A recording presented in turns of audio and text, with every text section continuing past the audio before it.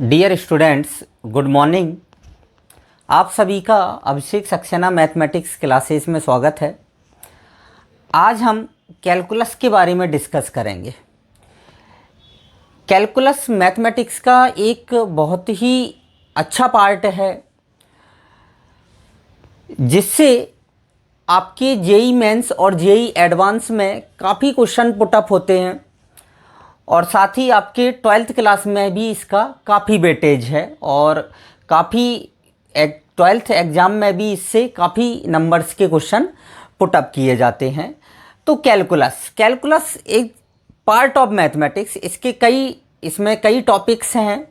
तो सबसे पहले हम थोड़ा सा कैलकुलस के बारे में डिस्कस करेंगे कि व्हाट इज कैलकुलस, कैलकुलस क्या है। तो कैलकुलस मैथमेटिक्स की वह ब्रांच होती है, कैलकुलस मैथमेटिक्स की वह ब्रांच होती है जो हमें चेंज के बारे में बताती है। जो हमें किसके बारे में बताती है? चेंज के बारे में बताती है कि कोई चीज़ कितनी चेंज हो रही है।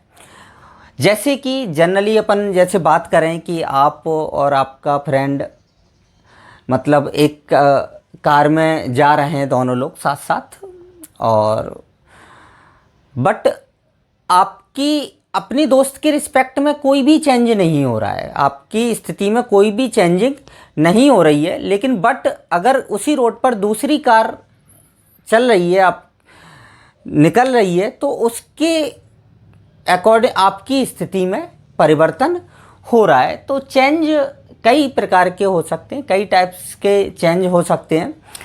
तो कैलकुलस क्या है? What is calculus? कैलकुलस वह मैथमेटिक्स की वह ब्रांच जो हमें चेंज के बारे में बताती है, कैलकुलस कहलाता है। अब कैलकुलस के दो मेन आइडियाज़ होते हैं। कैलकुलस के दो मेन आइडियाज़ होते हैं।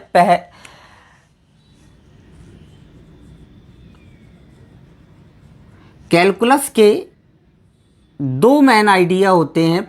आपका पहला आइडिया होता है डेरिवेटिव। पहला आइडिया क्या होता है? डेरिवेटिव। और दूसरा आइडिया क्या होता है? इंटीग्रल।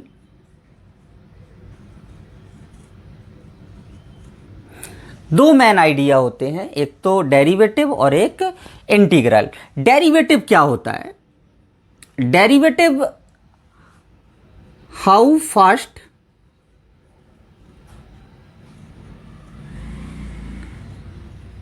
Something is change. कोई भी चीज कितनी जल्दी, कितनी तेजी से परिवर्तित हो रही है, वो हमें क्या बताता है? डेरिवेटिव बताता है। और इंटीग्रल क्या होता है? How fast something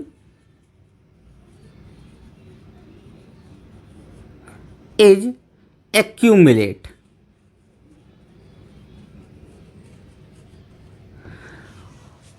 how fast something is accumulate. कोई भी चीज़ कितनी जल्दी आपके पास इकट्ठा हो रही है। कोई भी चीज़ कितनी जल्दी आपके पास क्या हो रही है? इकट्ठा हो रही है। वो कौन बताता है उसको?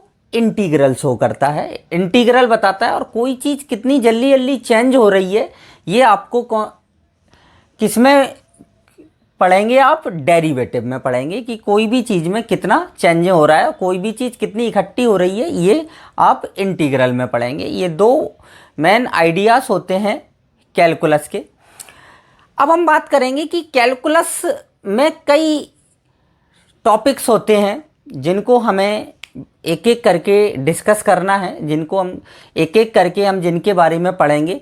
तो सबसे पहले मैं एक छोटी सी आउटलाइंस बना रहा हूँ आपके सामने कि कैलकुलस में हमें कितने टॉपिक्स के बारे में डिस्कस करना है। तो outlines,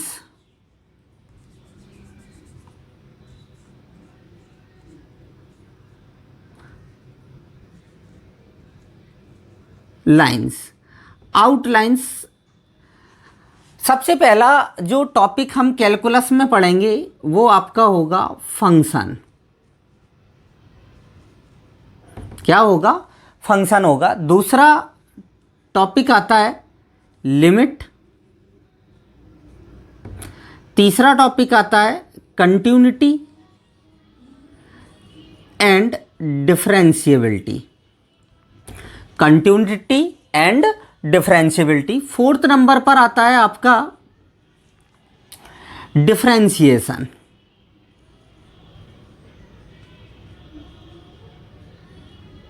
differentiation.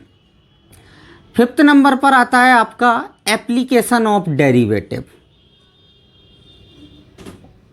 Application of derivative.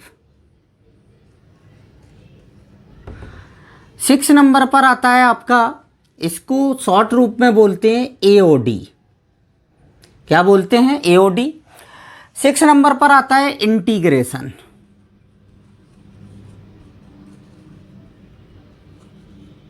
Integration जिसके बारे में अभी हम डिस्कस कर रहे थे। सेवन नंबर पर आता है area bounded by curve. Area bounded by curve. और नेक्स्ट एट्थ नंबर पर आता है डिफरेंशियल इक्वेशन।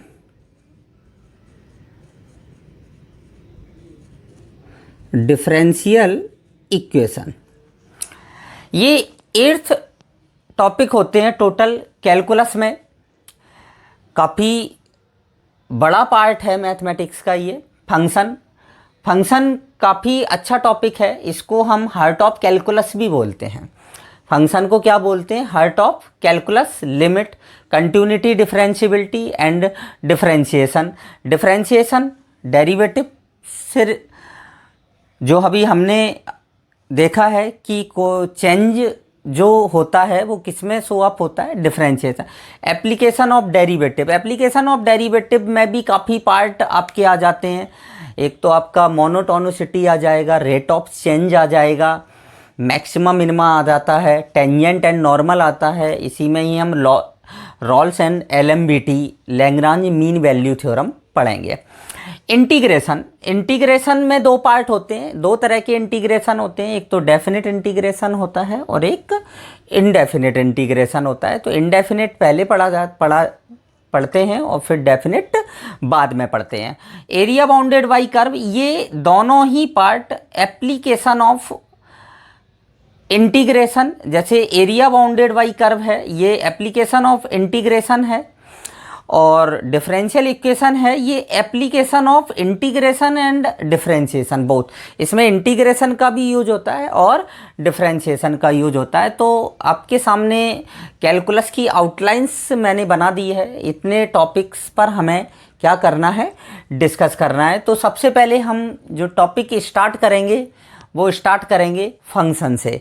तो आप प्लीज़ आप इसको नोट कर लें और एक बार मैं ब्रीफ थोड़ा सा रिवीजन कर देता हूँ। कैलकुलस क्या होता है, कैलकुलस मैथमेटिक्स की वह ब्रांच होती है जो हमें चेंज के बारे में बताती है। और कैलकुलस के दो मुख्य आइडियाज़ होते हैं, एक डेरिवेटिव होता है और एक इंटीग्रल होता है। Derivative how fast something is change, कोई भी चीज़ कितनी जल्दी चेंज हो रही है, और integral how fast something is accumulate, मतलब कोई भी चीज़ आपके सामने आपके पास कितनी जल्दी से क्या होती है, इकट्ठा होती है।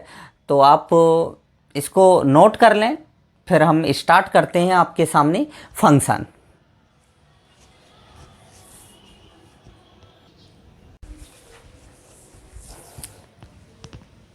कैलकुलस का फर्स्ट टॉपिक फंक्शन अब हम डिस्कस करेंगे। सबसे पहला तो क्वेश्चन ये उठता है कि फंक्शन हम क्यों पढ़ते हैं, क्या रीज़न है कि फंक्शन हमें पढ़ाया जाता है। तो मैं आपको एक छोटा सा एग्जांपल लेके मैं आपको बता रहा हूँ कि जैसे कोई बाइक है, रोड पर चल रही है, बाइक रोड पर चल रही है। अगर हम उस बाइक के पाथ को एक प्लेन पेपर पर ट्रेस करें तो वो कहीं ना कहीं किसी ग्राफ को शो करेगी, और ग्राफ कहीं ना कहीं किसी फंक्शन से रिलेटेड होता है। तो फंक्शन में जो मेन पार्ट है वो ग्राफ्स हैं। क्या है, ग्राफ इसके बारे में भी हम फंक्शन में ही डिस्कस करेंगे कि ग्राफ थ्योरी एक टॉपिक होता है जिसको मतलब फंक्शन में हर जो भी आपके जो अच्छे जो ग्राफ्स होते हैं उनको हम फंक्शन में पढ़ते हैं। तो फंक्शन ग्राफ जो होता है वो किससे रिलेटेड होता है? फंक्शन से। अब सबसे पहले हम फंक्शन की डेफिनेशन पर बात करते हैं।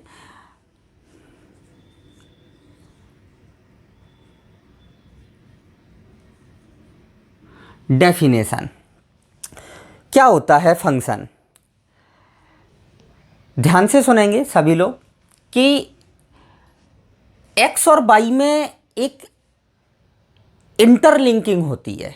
x और y में क्या होता है? एक इंटरलिंकिंग होती है, क्योंकि x या ऐसे भी बोल सकते हैं x और y में रिलेशन।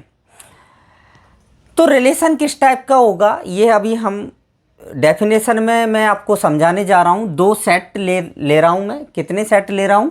दो सेट लेके मैं आपको ग्राफ सेट्स के माध्यम से मैं आपको डेफिनेशन बताऊंगा किसकी? फंक्शन की।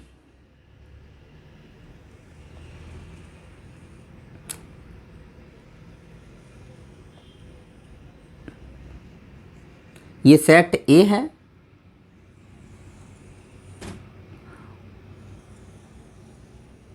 और ये सेट बी है। ध्यान से देखेंगे। सेट ए के एलिमेंट मैंने कंसीडर कर लिए 1 2 3 4 एंड 5। सेट बी के एलिमेंट मैंने कंसीडर कर लिए 1 8 27 64 125 एंड एक एलिमेंट और ले लिया 2 1 6।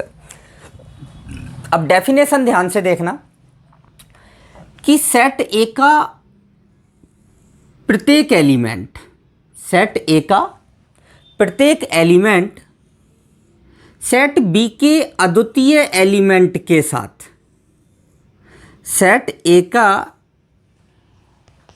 प्रत्येक एलिमेंट सेट बी के अद्वितीय एलिमेंट्स के साथ किसी संबंध के द्वारा जुड़ा हो। किसके द्वारा जुड़ा हो? किसी संबंध के द्वारा जुड़ा हो। तो उस संबंध को हम क्या कहते हैं? फंक्शन कहते हैं। उस संबंध को हम क्या कहते हैं? फंक्शन कहते हैं। मतलब संबंध एक प्रकार का क्या होता है? फंक्शन होता है। लेकिन सभी रिलेशन जरूरी नहीं है कि फंक्शन हो। सभी रिलेशन जरूरी नहीं है क्या हो? फंक्शन हो। लेकिन फंक्शन एक प्रकार का क्या होता है? रिलेशन होता है कि सेट ए का प्रत्येक एलिमेंट, सेट ए का प्रत्येक एलिमेंट सेट बी के अद्वितीय एलिमेंट के साथ किसी संबंध के द्वारा जुड़ा हो। तो उस संबंध को हम क्या कहते हैं? फंक्शन कहते हैं। अब यहाँ पर हम देख सकते हैं कि 1 1 से रिलेटेड हो रहा है, 2 8 से रिलेटेड हो रहा है, 3 27 से रिलेटेड है, 4 64 से एंड 5 125 से। तो इनके बिटवीन कोई रिलेशन है? आप रिलेशन देख सकते हैं कि क्यूब का रिलेशन है। किसका रिलेशन है? क्यूब का। 1 की पावर 3 इक्वल टू 1, 2 की पावर 3 इक्वल टू 8, 3 की पावर 3 इक्वल टू 27, 4 की पावर 3 64, 5 की पावर 3 125। मतलब मीन्स क्यूब का रिलेशन है। किसका रिलेशन है? क्यूब का रिलेशन है। तो अगर ए के एलिमेंट्स को हम एक्स से शो कर दें, तो जो एलिमेंट बी के ए से जुड़े हैं, बी के जितने एलिमेंट ए से क्या हैं? जुड़े हुए हैं, मतलब तो अपने आप ही वो क्या हो जाएंगे? एक्स क्यूब हो जाएंगे। तो फंक्शन को हम कैसे शो अप करते हैं? जैसे एफ ए से बी में डिफाइन है। एफ किससे किस में डिफाइन है? ए से बी में डिफाइन है। तो एफ एक्स इक्वल टू हम लिख सकते हैं X cube. F X equal to क्या लिख सकते हैं? X cube. एफ एक्स ही वाई होता है। एफ एक्स क्या होता है? वाई होता है। मीन्स वाई इक्वल टू क्या है? X cube. मतलब जो रिलेशन था वो किसका था? क्यूब का था। बट कुछ कंडीशंस होती हैं फंक्शन की, वो कंडीशंस फॉलो होना चाहिए, तभी कोई रिलेशन एक फंक्शन बनेगा। अदरवाइज एक रिलेशन फंक्शन नहीं होगा। सबसे पहला तो कि सेट ए के सभी एलिमेंट की इमेज होना चाहिए सेट बी में। सेट ए के सभी एलिमेंट की क्या यूनिक इमेज होना चाहिए किसमें, सेट बी में। सेकंड कंडीशन क्या होती है कि सेट बी में जैसे आप देख सकते हैं यहाँ पर आप देखें कि 216 इसका कोई भी प्री इमेज नहीं है। 216 की 216 की कोई भी प्री इमेज सेट ए में नहीं है, लेकिन इससे फंक्शन पर कोई भी इफेक्ट नहीं पड़ेगा। ये पॉसिबल है कि सेट बी का कोई एलिमेंट ऐसा भी हो सकता है जो सेट ए में कोई भी उसकी प्री इमेज नहीं हो, वो भी फंक्शन होगा। अब थर्ड नंबर कंडीशन क्या आती है, थर्ड नंबर कंडीशन आती है कि सेट बी में कोई एलिमेंट ऐसा भी हो सकता है, सेट बी में कोई एलिमेंट ऐसा भी हो सकता है जिसकी सेट ए में एक से अधिक मोर देन वन, एक से अधिक प्री इमेज हो, एक से अधिक क्या हो, प्री इमेज हो, बट सेट बी के एलिमेंट की सेट ए में, ए से बी में तो यूनिक इमेज होगी, ए से बी में क्या होगी, यूनिक इमेज होगी। ए का कोई एलिमेंट एक बी के एक से अधिक एलिमेंट से नहीं जुड़ सकता है, बट बी का कोई एलिमेंट ए के एक से अधिक एलिमेंट से जुड़ सकता है। उस मतलब इससे फंक्शन पर कोई इफेक्ट नहीं पड़ेगा, फंक्शन रहेगा।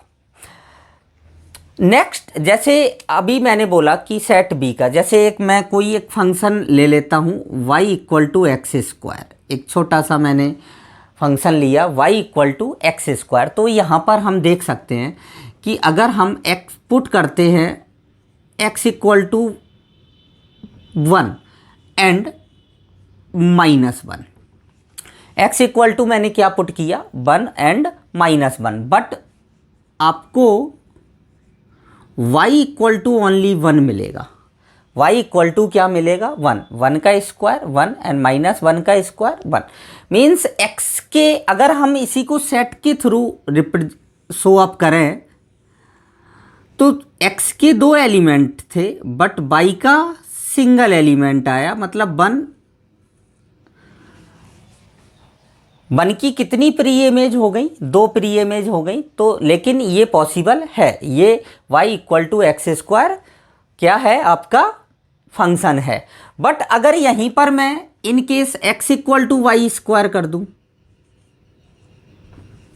x equal to Y square कर दूं, तो यहाँ पर ये फंक्शन नहीं होगा, यह फंक्शन नहीं होगा, क्योंकि अगर हम y की वैल्यू 1 पुट करते हैं, जैसे सेट के थ्रू हम शो अप करें, हमने y की 2 वैल्यूज़ ली 1 एंड -1, तो इसके लिए हमें x की केवल एक ही सिंगल वैल्यू मिलेगी और 1 की कितनी प्री इमेज हो जाए, कितनी इमेज हो जाएंगी, सॉरी 2 इमेज हो जाएंगी, जो कि फंक्शन के लिए, फंक्शन की डेफिनेशन के लिए को फॉलो नहीं करता है। तो एक एलिमेंट की एक ही इमेज होगी बी में, बट बी के किसी एलिमेंट की मोर देन 1 प्री इमेज हो सकती हैं। ए से बी में हम इमेज बोलते हैं और बी से ए में क्या बोलेंगे, हम प्री इमेज बोलेंगे।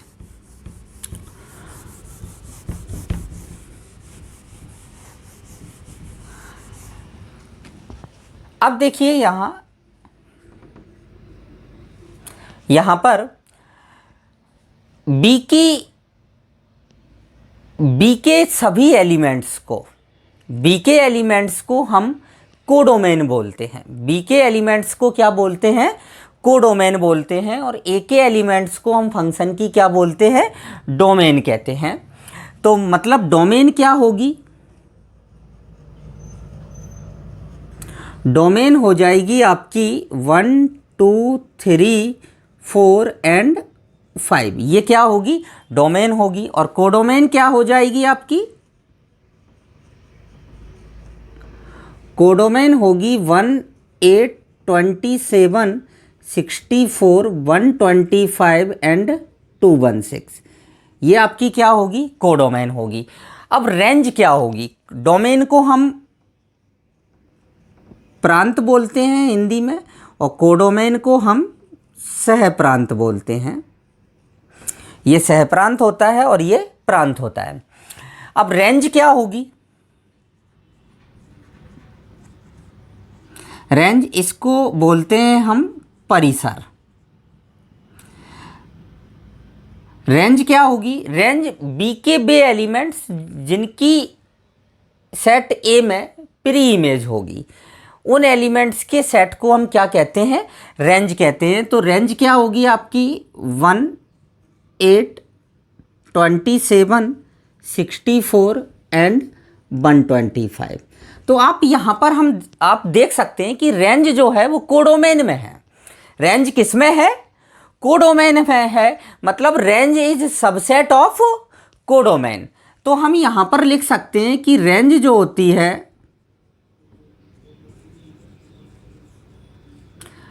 Subset of codomain.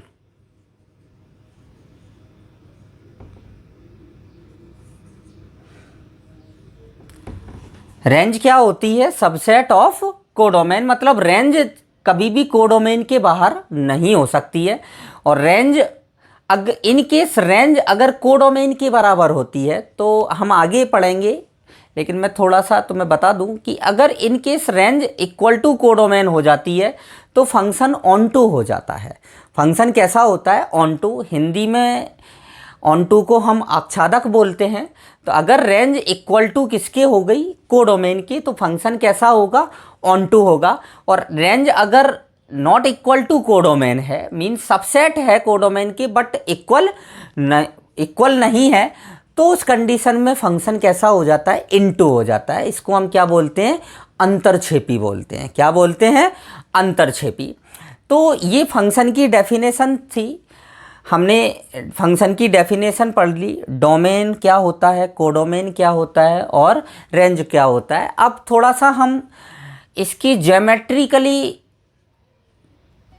में बात करेंगे कि ज्योमेट्रिकली इंटरप्रिटेशन क्या होता है। अब हम देखेंगे फंक्शन का ज्यामितीय निरूपण, ज्योमेट्रिकली इंटरप्रिटेशन। ज्यामितीय निरूपण क्या होता है फंक्शन का? ध्यान से देखेंगे कि जैसे कोई एक कर्व है आपके पास,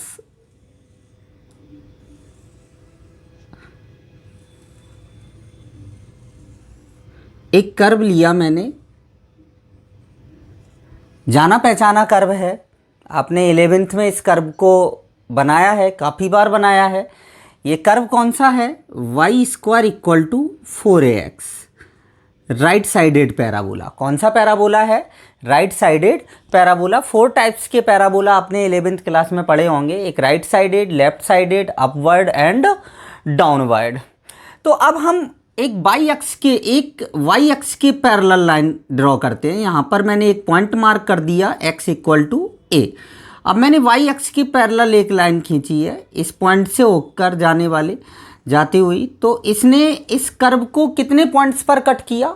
2 पॉइंट्स पर कट किया। मीन्स x की एक वैल्यू के लिए हमें y की कितनी वैल्यू मिल रही है?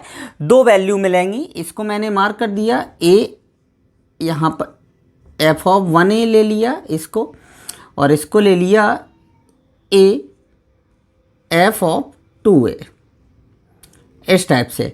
तो अब आप देख सकते हैं कि x की एक वैल्यू के लिए मतलब सेट A के एक एलिमेंट की सेट B में कितनी इमेज हो रही हैं? 2 इमेज हो रही हैं। और जबकि कंडीशन के अकॉर्डिंग, फंक्शन की डेफिनेशन के अकॉर्डिंग जो इमेज होना चाहिए सेट A के एलिमेंट की सेट B में, वो यूनिक होना चाहिए। बट यहाँ पर कितनी इमेज हो रही हैं? 2 इमेज हो रही हैं। तो मतलब ये कर्व एक फंक्शन को शो नहीं करेगा। यह कर्व एक फंक्शन को शो नहीं करेगा। मतलब इस टाइप से आप किसी भी मतलब कर्व के ग्राफ को हम वाई अक्ष के पैरेलल लाइंस ड्रॉ करके ये देख सकते हैं कि ये कर्व एक फंक्शन को डिनोट्स कर रहा है कि नहीं कर रहा है। तो ये फंक्शन का आज मैंने आपको ब्रीफ एक छोटा इंट्रोडक्शन दिया है। अब हम नेक्स्ट वीडियो में रियल फंक्शंस पर डिस्कस करेंगे। रियल फंक्शंस की डोमेन किस टाइप से निकालते हैं। मैं थोड़ा सा डोमेन के बारे में आपको बता दूं कि डोमेन क्या होती है। डोमेन x के उन मानों का समुच्चय होता है एक्स के उन मानों का समुच्चय होता है जिनके लिए फंक्शन डिफाइन होता है, मतलब फंक्शन एक डेफिनिट वैल्यू आपको देता है। फंक्शन एक्स की उन मानों का समुच्चय जिसके लिए फंक्शन कैसा होता है, डिफाइन होता है, उन मानों के समुच्चय को हम क्या कहते हैं, डोमेन कहते हैं। तो हम नेक्स्ट वीडियो में रियल फंक्शंस और रियल फंक्शंस की डोमेन पर डिस्कस करेंगे। तो थैंक यू, आज के लिए इतना ही। ओके।